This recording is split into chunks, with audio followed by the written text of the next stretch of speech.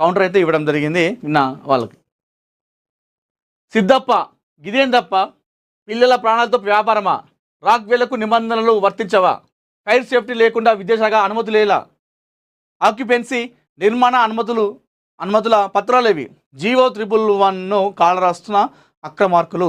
నిన్న మన మహాపత్రికలో ఏదైతే ఎక్కడైతే తెలంగాణలో అక్రమంగా భూములు చెరబడుతున్నారో, భూ కబ్జాదారులు కావచ్చు, లేదంటే ఇలాంటి జీవో 111ని కాలరాస్తున్న వారిపైన ప్రతిరోజు కూడా మనం వారి చీకటి కోణాలని వెలుగులోకి తీసుకొస్తుంది మన మహాపత్రిక.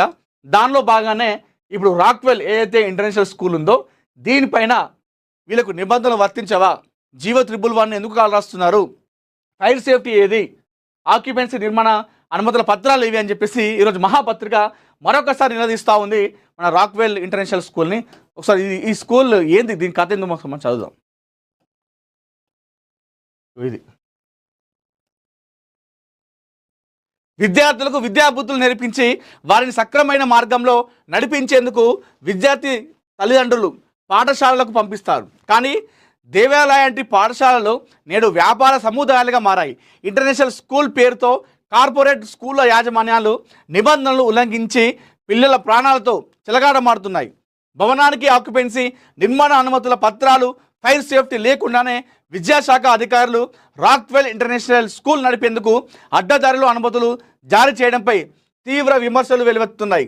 జీవో 111ను తుంగలో తొక్కుతున్నప్పటికీ హైడ్రాకి ఇవేమీ కనిపించవా, ఫైర్ సేఫ్టీ లేని కారణంగా అగ్ని ప్రమాదం సంభవించి పిల్లల ప్రాణాలు పోతే కానీ స్పందిస్తారా అంటూ విద్యావేత్తలు సైతం ప్రశ్నిస్తున్నారు. ఇది రాక్వెల్ ఇంటర్నేషనల్ స్కూల్ యొక్క కథ. మనం నిన్న మహాపత్రికలో ఇచ్చినటువంటి ఆర్టికల్ ఇది. నిన్న కూడా ఇచ్చినాము, ఎలాంటి రెస్పాండ్ లేదు.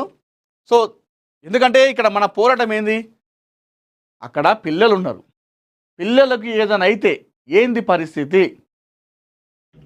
ముందస్తుగానే చర్యలు ఉండాలి కదా. మనకు రాక్వెల్ స్కూల్ అంటే మనకైనా కోపమా వాళ్ళ మీద? మనకు ఎందుకు కోపం ఉంటుంది? అక్కడ చక్కగా ఏం లేవనే కదా, ఓ ఆక్యుమెంట్స్ నిర్మాణాలకు పత్రాలు చక్కగా లేవు, జీవో 111 ఇష్టం వచ్చినట్టు చేస్తారు, బహుళంతస్తులు కడతారు అక్కడ. దాంతో ఫైర్ సేఫ్టీ ఉండదా అని ఇంత పెద్ద స్కూలు కోట్లు పెట్టి కడతారు. ఫైర్ సేఫ్టీ లేకపోతే లక్షలు పెట్టి పిల్లలు చదువుతారు. అందులో ఏమైనా అయితే అంటే అప్పుడు బయటకు వచ్చి అయ్యో ఇట్లా జరిగింది, దానికి చర్యలు చేపడుతున్నాం అని చెప్పేసి అంటూ ఉంటారు. అదేదో ముందస్తు చర్యలు తీసుకుంటే అయిపోతుంది కదా, ఇంత కథ ఉంటుంది కదా.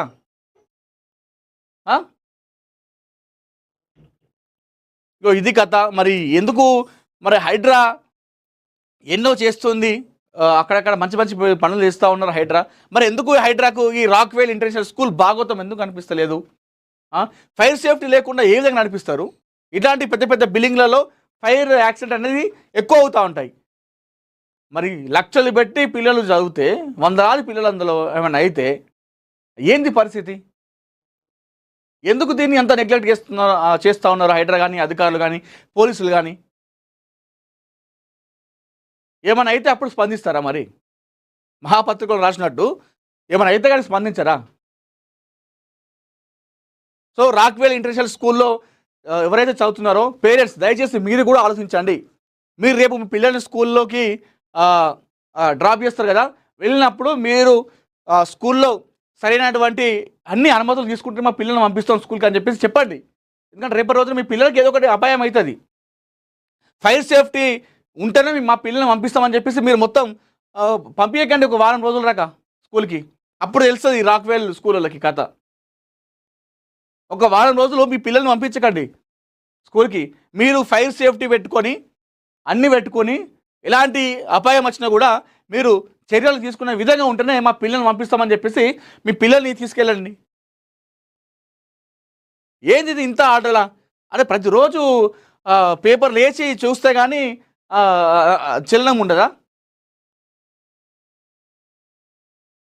ఏంది అసలు ఇంత దారుణమైన పరిస్థితి? ఇంత దారుణమా? అంత దర్జాగా అంత పెద్ద బిల్డింగ్లో ఫైర్ సేఫ్టీ లేకుండా ఏ విధంగా రన్ చేస్తారండి? ఏం చేస్తూ ఉన్నారు పోలీసులు కానీ, అధికారులు కానీ? ఏం జరుగుతూ ఉంది అసలు? మరి రాక్వేల్ ఇంటర్నేషనల్ స్కూల్తో ఎవరైనా కుమ్మక్కయ్యరా అధికారులు ఏం చేయకుండా?